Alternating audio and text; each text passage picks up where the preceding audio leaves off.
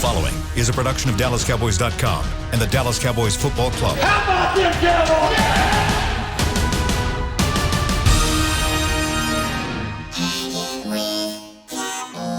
Blowing out of the backfield, exploding down the sideline.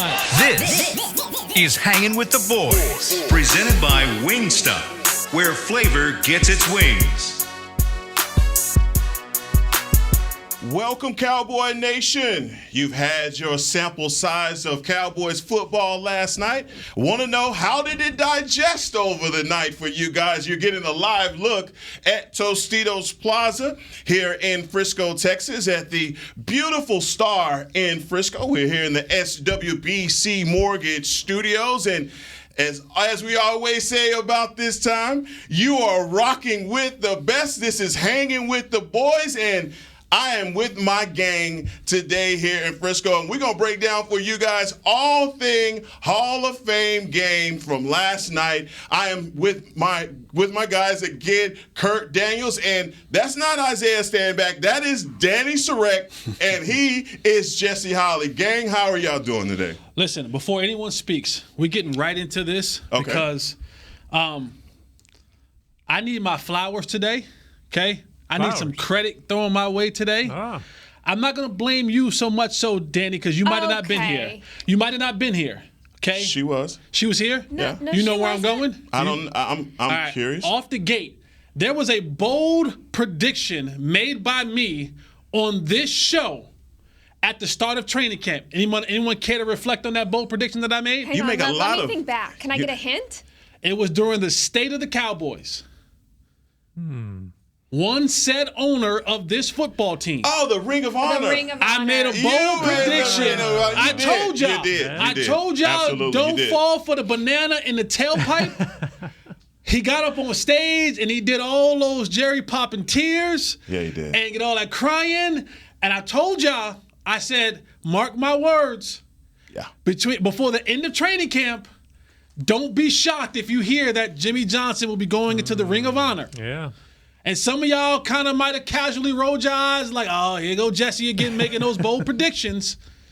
No. But last night on the broadcast, you heard that very said owner of this here football team say what?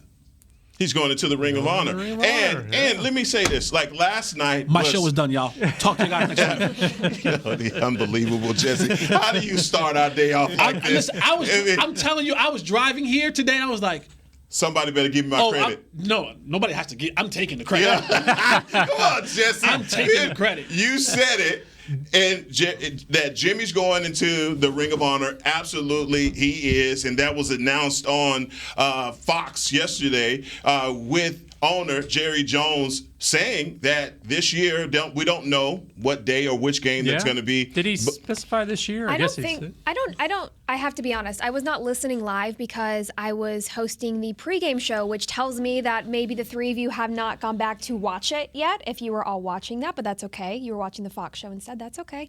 But earlier, Jerry Jones has said that probably not 2021 because doesn't want to take away from his Hall of Fame induction year.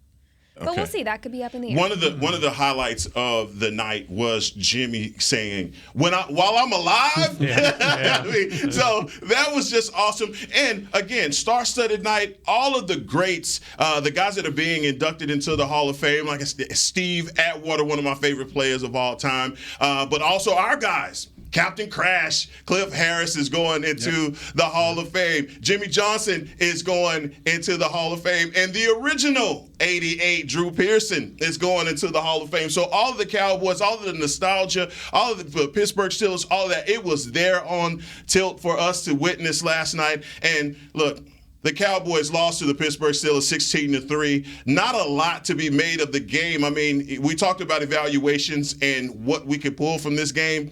Gang, I'm going to open the floor on this to get some just clarity. Please, give me some clarity on what I saw last night. You were talking about digesting this. The way you were talking before the show, I'm wondering if you got a stomachache over there. I got Tums. I got Tums in my pocket. You can hear them rattling right now. It was. Look, I'm going to open the floor with you guys because I want to know how you felt, Danny. Ladies first. I don't know. I didn't love a lot of what I saw, but I don't know how concerned I am of like the first preseason game. We didn't see a lot of starters. And of course, that's still important because you want to see the depth and the backups and what you have on this roster. I think it was really great to see Micah Parsons have a good few snaps that he played. The fumble recovery, of course, you want to see your first round draft pick, excuse me, play well first chance he gets.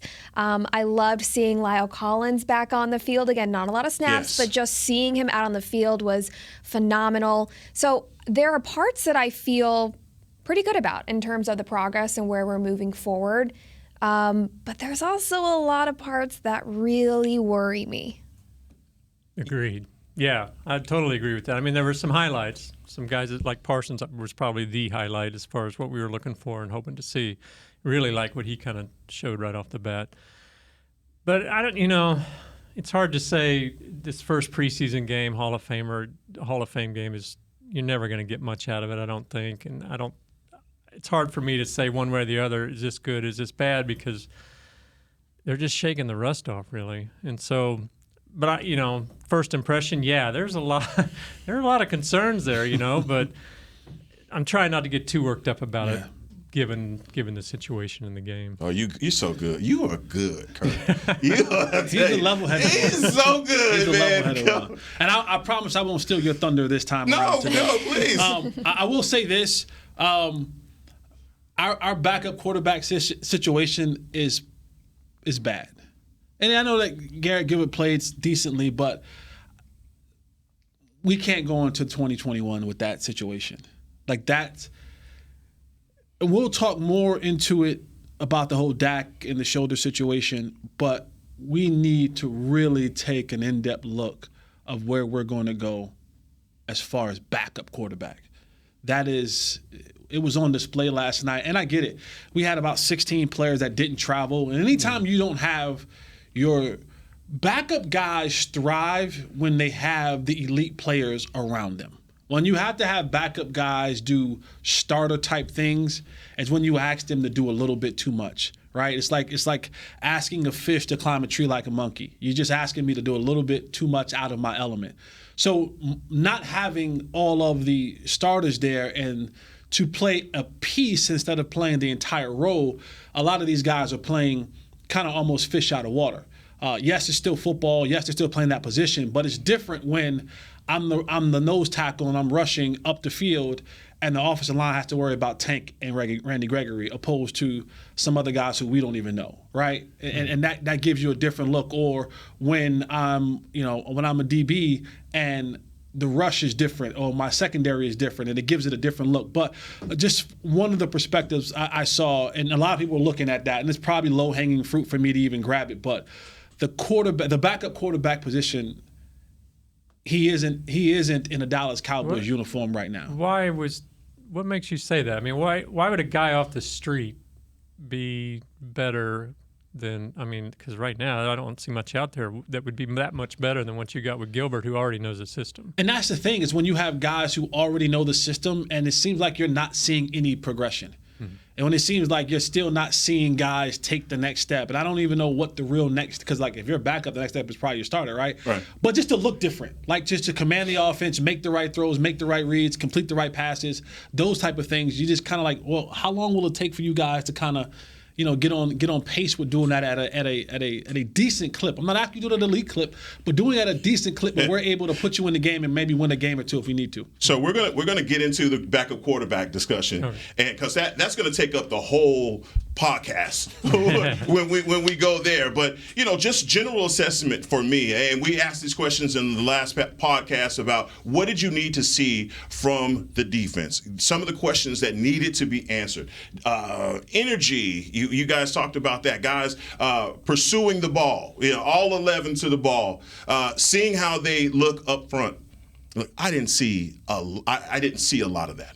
Michael Parsons, yes, shine a bright spot on that pick because I think he is that. He showed us in just that little sample size that we got, he is that. Some of the other guys that I was looking for to get a feel for where they were, guys like Basham, guys like Watkins, I didn't see it. Urban, I didn't see it. I didn't see the push. We got gashed in the run last year. Pittsburgh opened up, they had some quality runs from Najee Harris. All right. The fumble that Micah covered, great. We led the NFL in turnovers there. For a short time. For a quarter. Yeah. All right? We were there for one quarter, and then all of a sudden it was gone. But then you start to say, okay, wow, I like that. But all in all, and I'm just talking about just from the defensive side of the ball, I didn't see the push. I didn't see ends.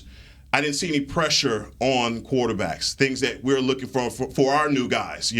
I did see Dorrance Armstrong set the edge a few times. Those were great things. I saw our rookies, Bohannon. He did some good things, and then he did some bad things. But that's what you expect out of a rookie in preseason.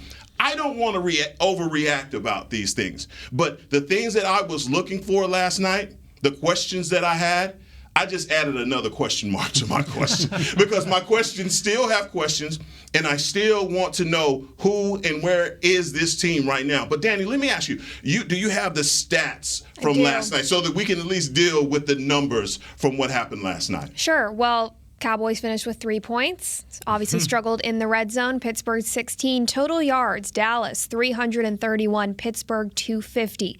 Rushing yards. Dallas 109. Pittsburgh 76. Passing yards for the Cowboys 249. 174 for Pittsburgh. Turnovers 3 for the Cowboys. 1 for the Steelers. Third down conversion, 7 for 16 for the Cowboys, 5 of 13 for Pittsburgh. Time of possession, 30 minutes, 5 seconds for Dallas, 29 minutes, 48 seconds for Pittsburgh. So, I mean, these are stat lines that we've become used to, not even dominating time of possession, but having stats that racking up the yards, rack up the yards and not scoring, and then the turnover differential not going in our favor. And so, those little things, again, Heckma, don't overreact. Talk yourself down. But I did see some good things. There were some players that I was able to look at and say, oh, yeah, that guy is somebody that we definitely need to pay attention to, and that's Maurice Kennedy. I'll just start with him. Maurice Kennedy, to me, showed that if he had played last year, and I understand he opted out for health reasons, had a baby and all of that, but if he had been on this roster last year, we might have seen some improvements from a defense that struggled mightily because of how tough he played last night. Anyone that you came away saying that this is my guy? I'm sorry, real quick. I'm going to take the credit because you remember last week, earlier in the week, when we talked about a player that, maybe third or fourth string that could be making a push. My player was Maurice Kennedy. So now we're even, Jesse. Get your flowers. Get your flowers. You may continue. Get your flowers. I love it. Oh, this is how we do on Friday. This is Flower Friday. This is what's up. This is Flower Friday. You pick your own flowers a day. You put them on. Danny said, give me my credit. We need to dig something up here. Right. Where are we at? Danny took me off. No, players that you saw last night that you were saying, hey, this is our guy. I liked what I saw from the cornerback. Nahshon Wright. Nahshon Wright. I like what I saw from Nahshon. I like the way that he responded after giving up the big play. I like his physicalness. He came up, was not afraid to tackle, right? He showed some physicality. I do think with him being such a large corner, right, 6'3", 6'4", that transition, right, that ability to turn and run. Now, once he gets going, he can stay with you. But when you have to deal, you're not going to deal with a 6'5" Chase Claypool every single week. You're going to deal with some of those smaller, shiftier guys. So what happens when those guys turn the corner, get going, and put the brakes on? Are you able to stop and transition, come back, and make the tackle? And what happens when you go up against a Tom Brady and he knows that you're a rookie and he knows the place that you struggle at and he attacks you every single time down the field, right? Where does your confidence go then? How do you respond on certain situations like that? So it was good to see him have the big play given up against Claypool and then respond by still sticking his nose in there, coming up, making tackles, being physical. And he'll learn. The growing pains will happen throughout the season. But he was another one that showed that, you know what, hear me. Like, don't just forget about me. Don't write me off and say, oh, Anthony Brown, and say, Kelvin Joseph and T Diggs. But I'm in that mix too. Offensively, Rico Dowdle out of the backfield looked good, shifty, quick, which he's had in the past. I mean, he's not a rookie by any means, but I thought that he looked good. And then kind of on the same page of Nahshon Wright of not necessarily a great start, but working through that mentally and physically and having a better finish to the game. Connor Williams, after the starters came out after the first few snaps and center Tyler Biotish was done for the game, they moved Williams from left guard to center, and they put Connor McGovern in at left guard. So now we've been seeing the last couple weeks that Connor Williams, which we've kind of been wondering the last couple years, he's now getting those backup reps under or as center. And he had a few errant snaps early on when that change happened. But then I thought he kind of got his footing, played better after those few mental errors, physical errors, whatnot. And so kind of on that same realm of Nahshon Wright, I thought Connor Williams recovered well when he moved to center. Yeah, a guy that kind of stood up for me in the fact that he wasn't on my radar at all. I didn't expect to see anything from him. Was this fullback Olanuwala or Sewu Alanalua. Yeah, butchering his name. I apologize. But he had, who'd have thought he'd haul in a 17-yard reception? He had a couple nice little blocks in there. Maybe he's making a case that Cowboys will keep a fullback. I don't know. His size, if he can do that kind of stuff, is he a world beater? Not necessarily, but he was a guy I had no clue. I wasn't looking for him at all. I'm like, wow, where'd this come from? Kurt, that is awesome that you picked him because he was my second player on that list because of that 17-yard gain, that little wheel route. Gilbert found him out of the backfield. A guy that did great on special teams last night as well. So, yeah, will they keep a fullback? They hadn't in the past. But I think if he keeps making those strides in special teams, he'd be a guy that I'd definitely be pulling for to make the 53. But also the questions about Dan Quinn's defense. I know we kind of talked about this a little bit, but were there any improvements for you guys that you saw last night? Anything that you could point to that says, that wrinkle was a little different? Anything that you saw last night? I just see more of a combined speed to the football. Like they looked like they were running around, flying physically. That part stood out to me early on, especially when you had the guys in there in that first series, when you had Jalen and you had Parsons in there. The speed, it translated. It looked like they took that stuff from practice and was flying around to the football. And, honestly, defensively, when you're playing 11 guys to the football and you're playing with speed and you're playing with that veracity, you find the football. And so, like, even Parsons' fumble pickup, it's because you had a bunch of guys coming to the football. The football finds energy, right? And so if you're on the positive side of that and you're always in the right place because you got a bunch of guys coming to the football, good things happen to you. And I thought defensively, especially early on, I don't really want to get into the second half when, things kind of went really downhill just with the players. But early on, you were able to see that energy just be something that was – Did it worry you all, though, that when the first team unit was out there, most of the starters, your starting linebackers were in there, that Pittsburgh's first drive, they were kind of moving the ball, and it wasn't like a forced fumble. They muffed a handoff. Was that concerning to you all at all? I only say no in the sense of like it's still so early in the preseason. I'm not going to say this necessarily true because I'm obviously not a player on that team, but I wonder too, I'm sure they have the same mentality for any game, but it's still the Hall of Fame game. It's not even, obviously every game is important for film and showing why you deserve to be on this roster, and I get that. I just think that nothing of this game is really so pressing to me of let's sound the alarm. We need to start freaking out. Sure, I think they have a better idea of improvement. What? What I say? I'm freaking out. You're freaking out? I am freaking out, Danny. Really? I am freaking out. And what I'm freaking out about is just some of the depth. I don't see it. I know we need it. Guys that are going to be coming in these sub packages, I didn't see the penetration from, getting up the field, stopping the run, getting pressure on the quarterback. We had none of that. They had their second and third guys in. We had our second and third guys in competing against one another, and I still saw none of that. So I am. Look, I'm going to pull back a little bit.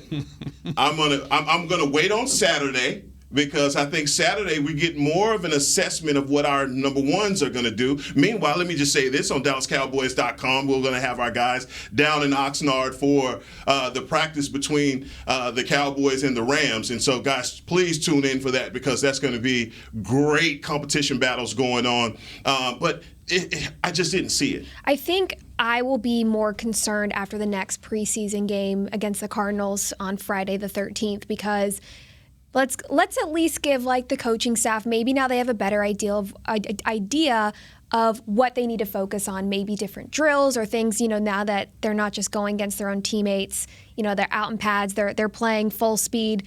I would say I will start to get a little more nervous if it doesn't look that much better after their next preseason game. Okay. And then, again, I can't really ding a guy like, Bohannon, he's not giving me what I need. When I don't have the other guys around him. People got so excited about Urban coming in, oh, man, he's been a great run stopper, da, da, da. Yeah, but people fail to realize that Urban was probably a really good run stopper because they had to worry about this other guy on the Khalil Mack. Yeah. That'll do it. It's like when you line up, you find out where Khalil Mack is at. Everybody. All right, you break the huddle and you're looking around, where's 52? Let's find Khalil Mack. And so when you don't have those other guys around you that people have to worry about, they don't got to swing the rotation to there, double that guy, or do things differently. So now you're able to have more winnable matchups on a down-to-down basis. That's why I'm gonna say you can just come back in a little bit. Heck, you ain't gotta panic just yet. Now, if we got Randy Gregory out there and we got a Tank out there and we got all the guys out there and they're out there playing some 2, 3, 4, 5 series and it don't look like it's supposed to look. Now let's start having some panic, because these are the guys that we're actually going into the fire with come September. A lot of these guys on the roster now, in the words of Magic Johnson, they not going to be there. Right. But that's the hard thing, because we're not even really going to get any sort of look of those players, those main starters coming off injury until the season opener, right? Like DeMarcus Lawrence. We're not going to probably see a lot of Zach Martin or any more Tyron Smith or Lyle Collins at this point in the game. So it's going to be hard to kind of gauge and really know what the Cowboys are going into their season opener with, because we're not going to see those big starters that the offenses or defenses have to game plan for. Well, I tell you what, we came out firing in this first segment. We're going to step away and take a break. Now, you guys know in the second seg, we always bring up the great Nate Newton. So buckle your seatbelts, ladies and gentlemen, and stay with us. We'll be right back here on Hangin' with the Boys. Honey, big news. Gary, are you okay? Oh, I'm not Gary anymore. I'm Jackie Flash. What? See, I want the latest smartphone, but the best deals are only for new customers. So, to get a new customer deal, I changed my name to Jackie Flash. Okay, but the best smartphone deals at AT&T are for everyone, new and existing customers. That's huge. Then guess who's getting a deal? Is it Jackie Flash? Jackie Flash. It's not complicated. At AT&T, our best smartphone deals are for everyone. Restrictions apply. Visit att.com for details.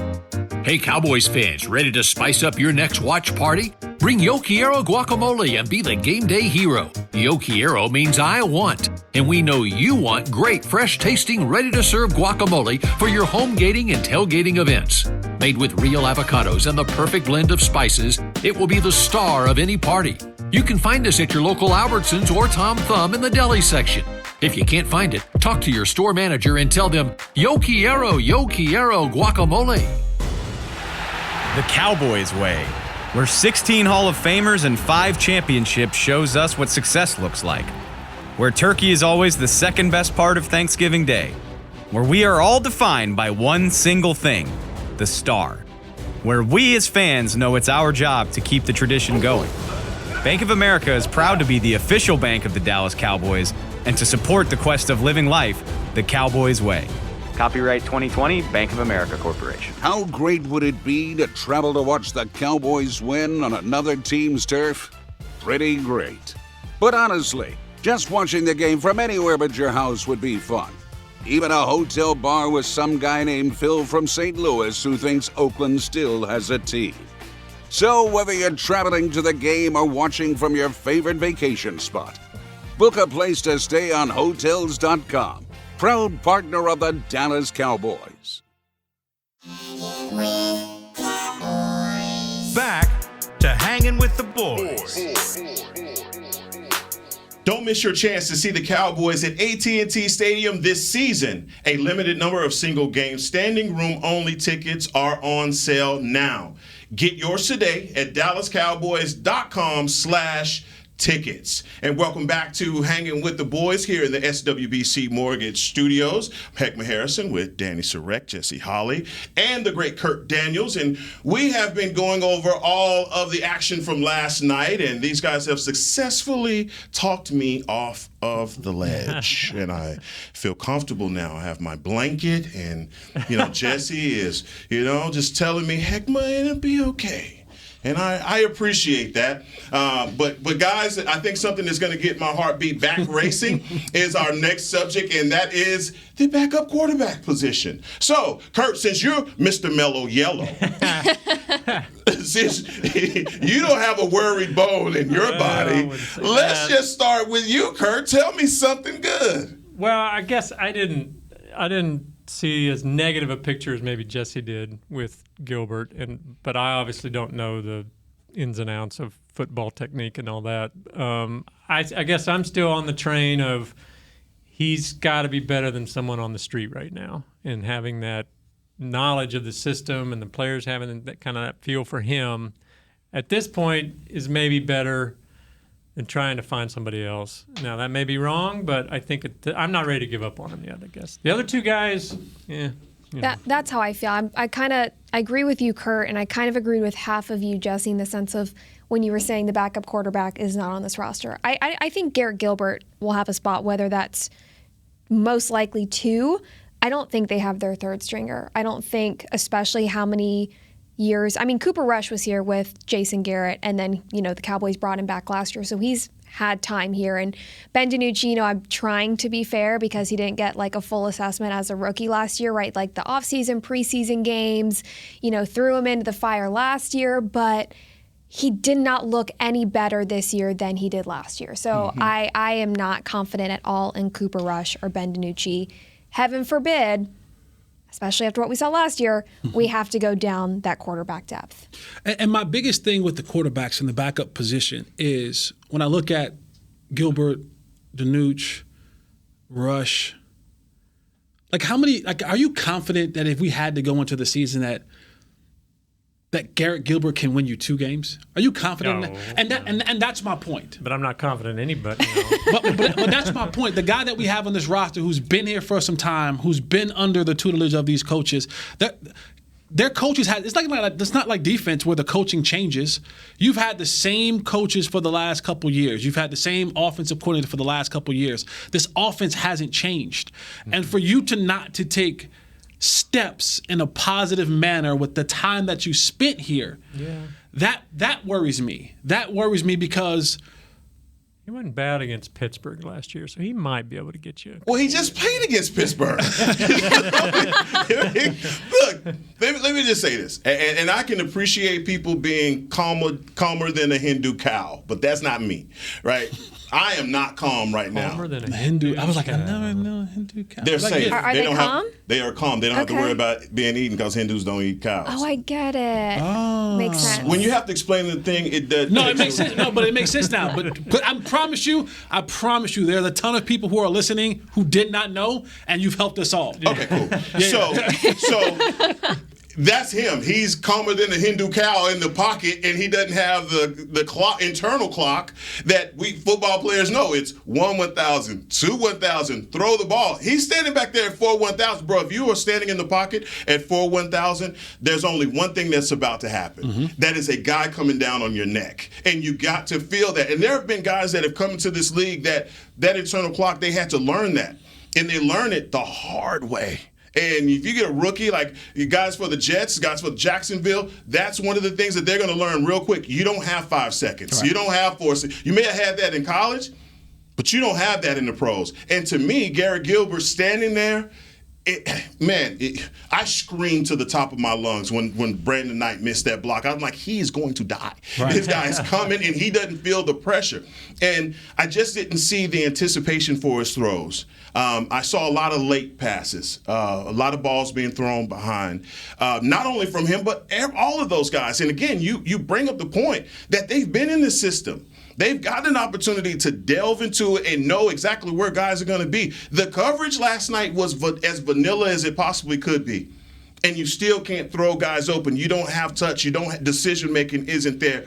That is what I have a problem with at the backup quarterback position. And that's why I'm saying, look, I don't even like RG3. He's past his prime. But he's better than these guys. Well, that was going to be my question is, like, if you don't want to bring in, you don't want to wait for teams to start to cut down on their roster and then you bring in another quarterback and then you're having to start over with someone. So is the only option to fix this to do what the Cowboys did last year with Andy Dalton, where you are bringing in a true experienced veteran and you're just going to have to pay him some money and they'll be your backup? Danny, will like that help a Marcus Mariota or someone like that? Will that help you sleep at night?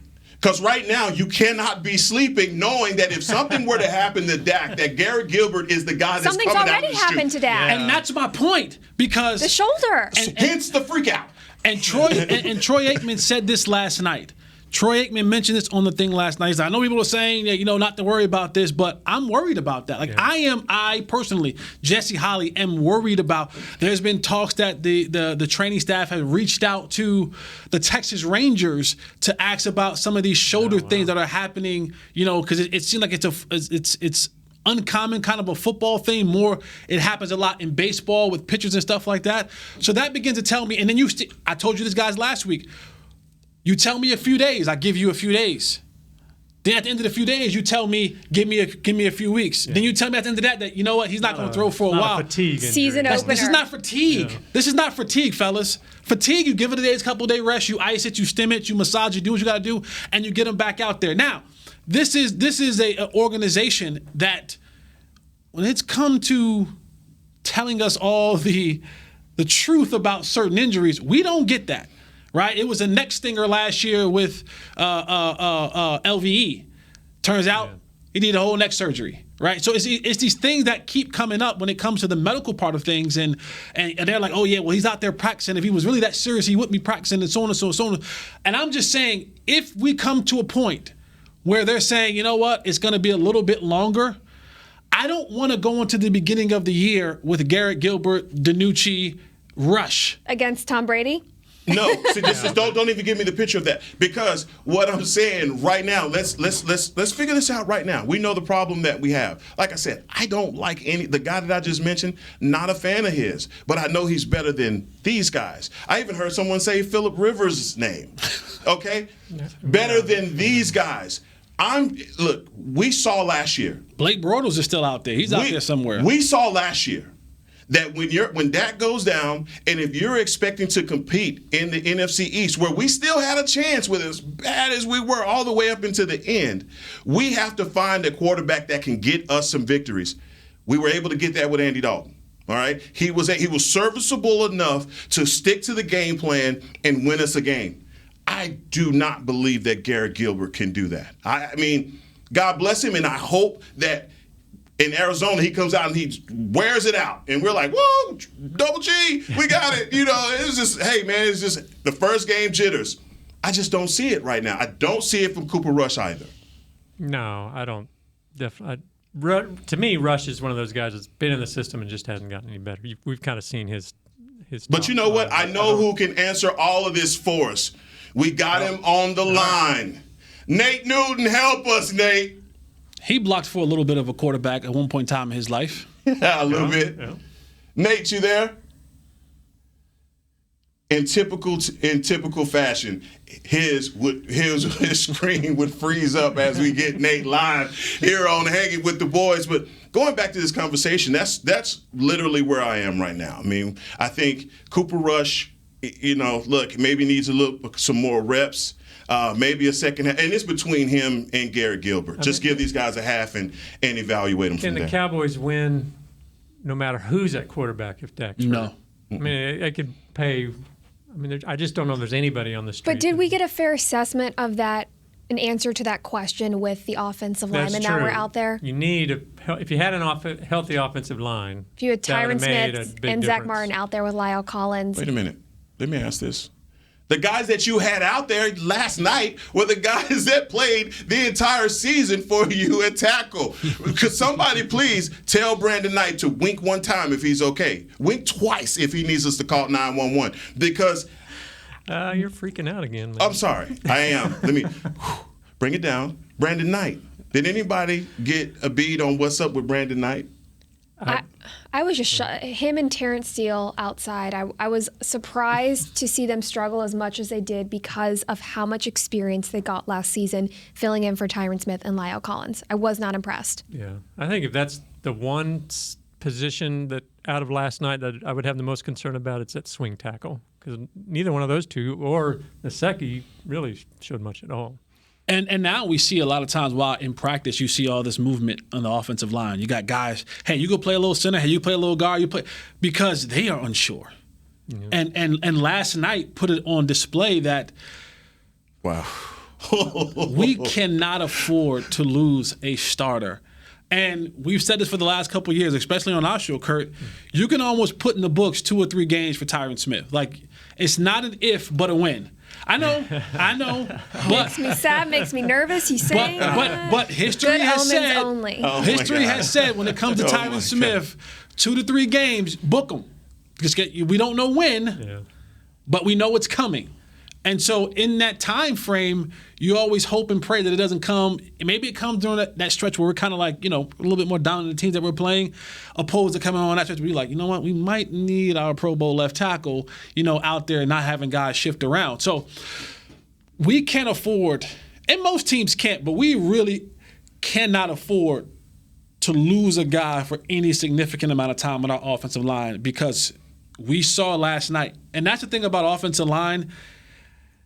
It's very clear cut.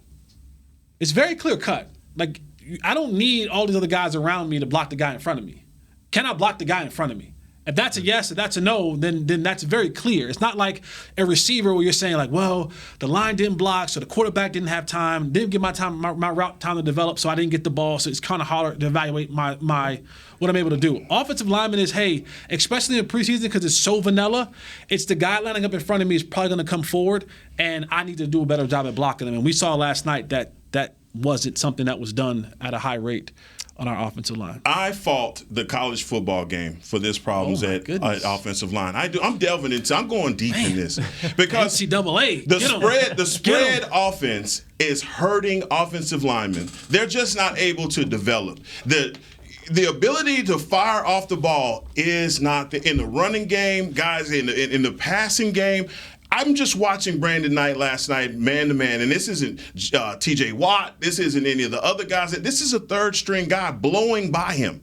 Yeah. And, if what you're saying is true, that Tyron Smith will eventually miss some time, I do not want to see 68 at left tackle with my $100 million, $200 million quarterback standing back there. Should we, value the work that was done last year more than just what was done in a handful of snaps last night?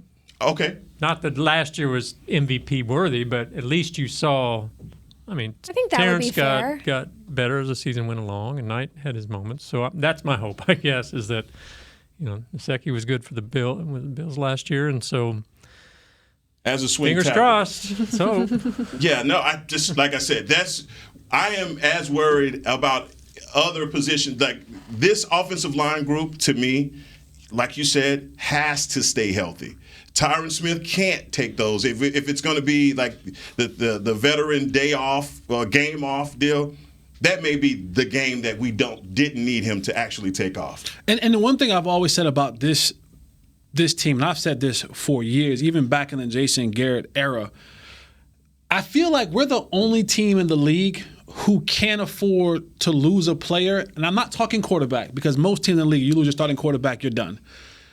But it's always seemed like if we lose one guy, we're done. Like we had time where it was like, oh, Sean Lee goes out, we can't play defense anymore. Like the development part for me has always been an issue of saying, man, a lot of teams in this league have tons of success when they lose quote unquote valuable guys at anywhere on their football team. But when it comes to the Cowboys, when we lose a guy, not quarterback, that we just all of a sudden can't function properly. Well, we got a guy that we can't function properly without. No, he can't function properly. We cannot function properly without Nate Newton. Nate, where you at, man? Oh, man, just left Pasadena, man. I apologize greatly for my bad connections. I had to go into my bag of tricks, man, and pull out a hot spot. So because I truly want to be connected to you guys, man, and I want to be that blocker for you, Jesse. How was that breakfast burrito? Road of success. How was that breakfast burrito? Oh, it was great, man.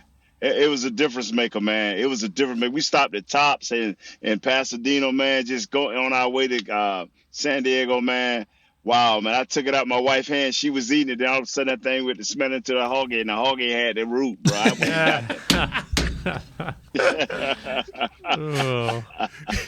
Nate, tell me about what you saw last night, man.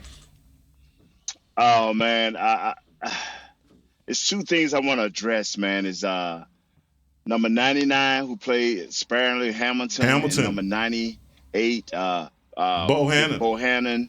And number 75, the defensive lineman, the young draft pick. Yeah, these guys played well. The problem, when they tried to run the ball, they couldn't get none up the middle. They got that little 4-yard touchdown, and even Bohannon was on that play, and he just missed the tackle. So, but on the outsides is where they got us. So we got to set the edge a little bit better. But more importantly, I just want to talk about this quarterback situation. And I've talked to several people in camp, man, reporters such as ourselves and analysts, and I've talked to a few coaches, man. They're going to give Gilbert every opportunity to try to show that he's the quarterback. But that first sack down there in the red zone, that was on him. It was a 3-step drop, and he didn't get rid of the ball. You should know that. As a quarterback, especially going into your second year, you can't hold the ball. Then later on in the next drive, he did the same thing. You get into the red zone, you hold the ball. Niski is the swing tackle number 79. Who's getting the first shot at this swing tackle job. Now, the first time, it wasn't his fault. Guy got on his side, he tried to quarterback should have got rid of the ball. The second time, it was his fault, where the quarterback was rushed. And all of a sudden, now you got interceptions. And you can't have that. You can't have that. And our offensive line is going to be okay. With the guys that were in there, we needed to see a little bit of Lyle. We needed to see a little bit of the center. We needed to see a little bit of the left guard at center. So these guys did okay. Yes, the run game suffered in the end and at the beginning. But the question still remains, how confident are the coaching staff, head coach, offensive coordinator, and quarterback coach about this backup quarterback? This thing is, and I know it's the first preseason game. Don't panic. Let everybody get their feet in the ground. But you don't get a chance to get your feet in the ground when you got a team that is keep saying for the last 3 years, we're at the doorstep of success. We're at the doorstep of NFC championship games. We're at the doorstep. If you lose Dak for any amount of time, which I agree with you guys, I'm listening to you, you cannot continue to tell us as fans that there's nothing wrong, when your history shows that every time you say there's nothing wrong, there seem to be major incidents going on. So tell us the truth as fans so we will know what's going on along with you and we can temper our expectations. Nate, you said that the offensive line will be fine. And when you say that, I assume that you're speaking of the Tyrants of the worlds and the Zach Martins of the worlds and the Lyle Khans of the worlds. But what happens to that offensive line if and when one of those guys go down? Because we see in the preseason, a lot of times you see what the depth of your team is going to look like. And if the depth of our offensive line was on display last night, help me be as confident as you are in that being okay. Lyle looked okay. The center looked okay. And the left guard looked okay. That's my concern right now, is that those three guys get through. And I've said last year, Jesse, that if we can get Lyle and Zach Martin healthy for 3 games out of the year, for 16 games out of the year, we can always cover Tyron. It's easy to cover one spot, be it any position except center. Then the next important is left tackle. But we can cover one position, one side of the field with other things that we can do as an offense. But you can't have three of these guys. And I think Lyle did a nice job last night. I think your center did a nice job last night, and your left guard. Those complete with Tyron and Zach, those are going to be the guys that's going to be in there. The first drive was okay. The second drive was okay, but the quarterback cannot hold the ball. Or not, especially on a 3-step drop. Even if it was a 5-step drop, you say, okay, he may have seen something. But on a 3-step drop, it's bam, bam, bam, and gone. He did not give us that last night. He showed indecision, man, where it should be simple plays. Throw the ball, throw it away, or throw it to somebody. Yeah, but we were discussing earlier that, yeah, we'd all love to have Zach Martin and Lyle Collins and Tyron Smith, available all 16 games. But 17 now. Yeah, 17. But, swing tackle made us a little nervous last night because Steele, Knight, Nasecki, none of those guys really stood out. What did you think? As far as the depth, are we in a little bit of trouble there? No, I just want to see once the season starts. And I hate to say that because you expect better from Nasecki. He's been in the league. He's a veteran, and so we pray we don't use him. But last night, it didn't look good due to the fact that he gave up with 2 inside moves and the quarterback held the ball, which made it look even worse for him. So, and still has to play stronger. His body looks different. He looks different. But he has to play stronger. He's not a physically strong guy. And none of our backups are what you call physically strong. Nobody but McGovern. But McGovern is a guard center guy. We need some guys that are physical and strong. So once they get their hands on you, they can hold tight. But that was the problem last night. They looked at decent run blocking. But when it comes to pass blocking, and especially third down situations, we seem like we're not strong and we're not setting firm with our positive steps and good hand placement. Well, Nate, man, we appreciate you calling in and joining your show here at Hanging with the Boys. I know we got you on the side of the highway showing that professionalism, got you a hot spot and everything, man. You've been posting on Facebook and social media how Miss Newton down there breaking your pockets Miss Michelle. in the Gucci store and everything. Yeah, we can't wait to see what you brought us, Nate. Hey, Miss Michelle. Hey, man. Yeah, she got on her ladybug sunglasses, man. Hey, we loving y'all, man. Y'all be good, man. Y'all having a great show, and y'all doing an excellent job. I was listening, even though I couldn't get in. Y'all are on the right track, man. Backup quarterback, but I'm telling you, my 2 boys in the middle, 75, 98, and 99, they did all right last night. That is a positive. Trust me when I say that. That is a positive. Let's hope this grow and get better. So by the time the season starts, Jesse will not feel like he's been left on the porch. Doing his job from the side of the highway, the great Nate Newton. We're going to take a break here on Hanging with the Boys, and we'll be right back. Hey, Cowboys fans, ready to spice up your next watch party? Bring Yo Quiero guacamole and be the game day hero. Yo Quiero means I want, and we know you want great, fresh-tasting, ready-to-serve guacamole for your home gating and tailgating events. Made with real avocados and the perfect blend of spices, it will be the star of any party. You can find us at your local Albertsons or Tom Thumb in the deli section. If you can't find it, talk to your store manager and tell them, Yo Quiero guacamole. Honey, big news. Gary, are you okay? Oh, I'm not Gary anymore. I'm Jackie Flash. What? See, I want the latest smartphone, but the best deals are only for new customers. So, to get a new customer deal, I changed my name to Jackie Flash. Okay, but the best smartphone deals at AT&T are for everyone, new and existing customers. That's huge. Then guess who's getting a deal? Is it Jackie Flash? Jackie Flash. It's not complicated. At AT&T, our best smartphone deals are for everyone. Restrictions apply. Visit att.com for details. It's game day. You know what that means. First, kebab prep. Steak, pepper, onion, steak, pepper, onion. Next, a counterclockwise lap around the room. Now the lucky grease-stained jersey goes on. And lastly, the dance. You know the one. This is a game day ritual no matter where you are. Whether you're traveling to the game or watching from your favorite vacation spot, book a place to stay on Hotels.com and keep the tradition alive and well. Hotels.com. proud partner of the Dallas Cowboys. Hi, I'm Clint Tillison with United Ag and Turf. When there's work to be done, a real workhorse can make all the difference. Like the Range Boss package. Our 5075E John Deere 75 horsepower tractor features a bell spear and loader and starts at $369 per month. And the price you see is the price you'll pay. No surprises. It works like a horse, so you don't have to. Visit UnitedAgAndTurf.com. Offer ends February 1st, 2021. Restrictions apply. See dealer for details. Now, let's get to work.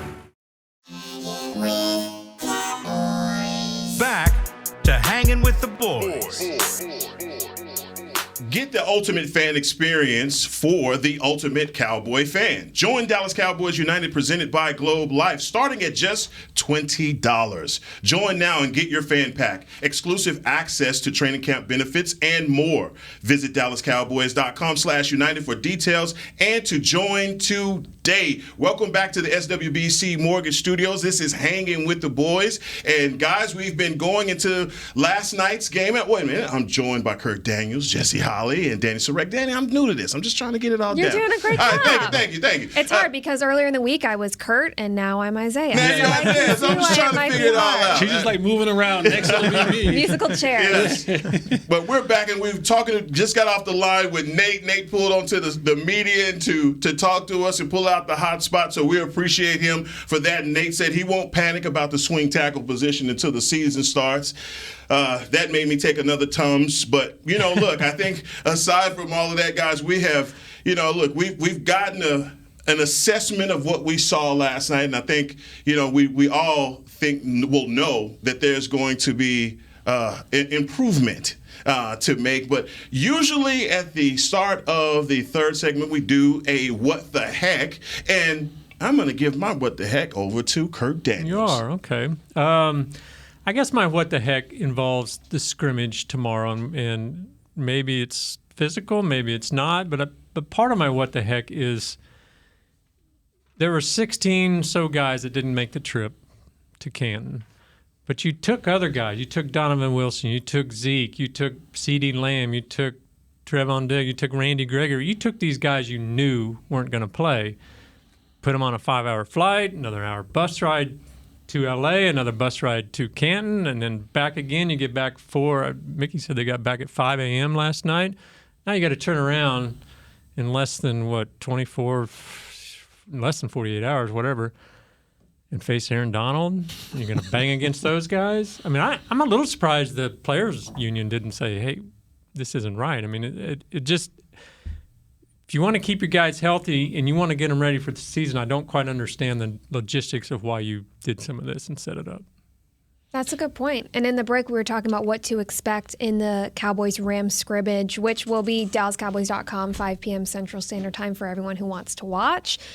We were talking in the break about how physical we expect this to be. Are we going to see more of the starters that we didn't see a lot of in the Hall of Fame preseason game? How physical is it going to get? And at first I was like, I want to see some physicality. I want to see our ones against their ones. And then Jesse brought me back down and he said, do you really want to see Aaron Donald go full on against Tyler Biadasz? And I said, maybe not. And there'll be some physicality just by being out there. They wear yellow and blue. We wear blue and white. So just because I'm a man, you're a man, and we don't play for the same team, there's going to be a level of physicality that's out there. But being that, what makes this different from the Hall of Fame game is coaches are able to control it. It's going to be a controlled atmosphere, meaning you're probably not going to see, hey, we're going to go 15 straight plays with ones versus ones. It'll probably say, hey, we may have 15 plays in this period, and you may see the ones goes one, the first 3 or 4, then you'll see the backups, and then you'll see the third, and then you'll probably get back to the ones again for the last 3 or 4 plays.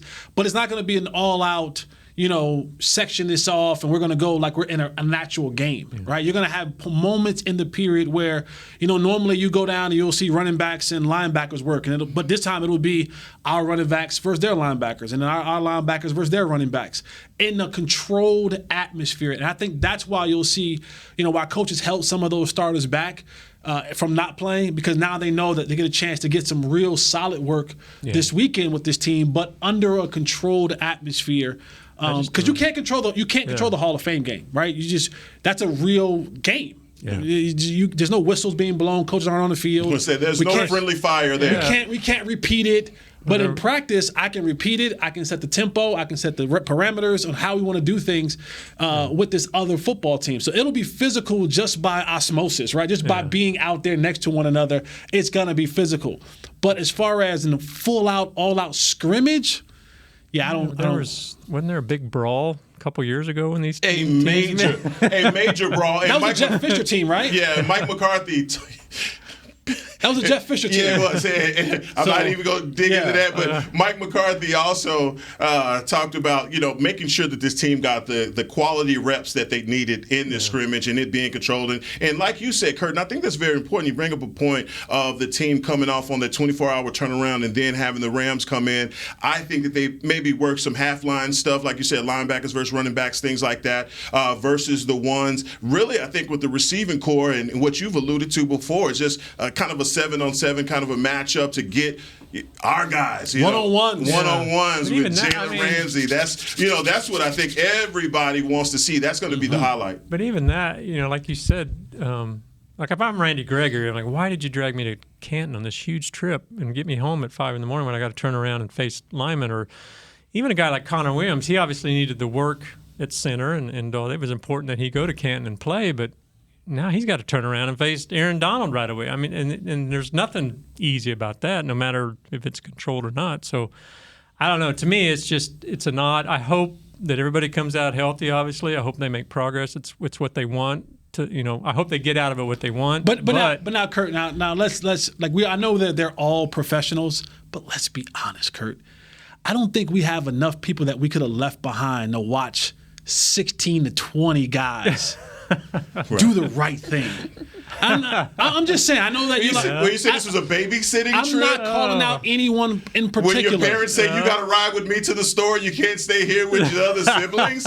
Oh my God! This is bringing me back to my youth. I don't know if that we have enough security and enough people that was left behind to watch 20 guys. Because Zeke wasn't playing, so why are they taking 20 guys? Yeah, exactly. 20 guys? Like that's a lot. It wasn't I know Dak stayed behind for some treatment purposes and so on and so forth, but in the quarterback you kind of like almost trust a little bit. And quarterbacks don't actually get treated like the rest of us get treated. It's always like the Jimmy Johnson thing. Like everyone gets treated fairly, but everybody gets treated the same. I don't get treated fairly. But however that saying goes, 20 guys, Kurt, who have been in lockdown and training camp. I told you the camp eyes. It's at some point in time you got to say, you know what, guys? How about y'all just come with us? Don't encourage it. Just come on, because Kurt Daniels, there will be a guy that's been like, yo, listen, nobody's here. Come around the building. The light gonna be flashing on the porch. That's the room you come to. So thank you for your what the heck. Off this topic. I'm just saying why you take all these guys. You just can't leave 20 guys behind. You know what I'm saying? With the camp eyes. You know my saying on our show, football horny. You might have a little bit of that at the Residence Inn in Oxnard. Kurt, this is what the heck is all about. Thank you for coming up with that quality. What the heck? But my last question for you guys. Last question. Even in the first half, we had red zone woes. We're not able to get into all these numbers. We get all the way down there, and we cannot punch our ticket. We cannot get 6 points. Guys, and Danny, I'll start with you on this question. What is it? Is it the system? What's going on? Why do we keep having to relive this reality in the red zone? It almost felt like we were watching last year all over again, like no time had passed whatsoever. It's frustrating. I don't think there is an excuse for that. I'm not going to give an excuse for that. I will say the only thing that brings me some solace is even though we weren't seeing Zeke, like we weren't seeing a lot of Tony Pollard and a lot of those other guys who are those second string players who we know we can rely on. However, they struggled last year. And so I don't think there's any excuse as to why they weren't able to score at all, any touchdowns whatsoever in that game. I'm not going to let them go on a free pass.